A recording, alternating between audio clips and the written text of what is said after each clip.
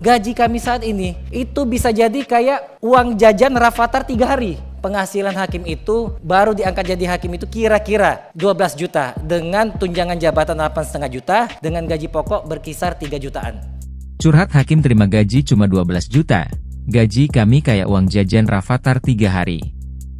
Pimpinan DPR RI menggelar audiensi dengan Solidaritas Hakim Indonesia dalam rangka membahas kesejahteraan hakim.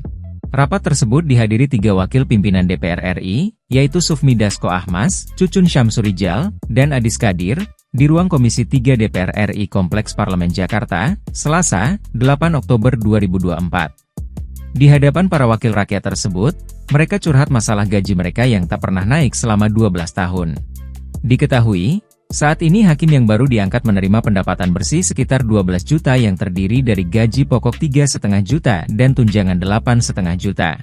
Dalam rapat audiensi, salah satu koordinator Rangga Desnata Lukita menyinggung jumlah gaji hakim yang tak jauh lebih besar dari uang jajan Rafathar Malik Ahmad, anak artis Raffi Ahmad.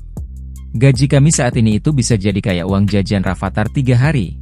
Rafathar itu anak selebgram, anak artis Raffi Ahmad seperti itu, kata Rangga dalam audiensi kepimpinan DPR RI. Hakim dari Pengadilan Negeri Biren ini meminta agar kesejahteraan hakim diperhatikan. Menurutnya, gaji yang diterima saat ini relatif tak cukup untuk menghidupi keluarganya. Rangga mengaku tidak menuntut gaji dan tunjangan hakim yang tinggi seperti komisaris di Pertamina. Dia hanya ingin hakim di seluruh Indonesia diperjuangkan agar bisa menafkahi kebutuhan keluarga secara layak.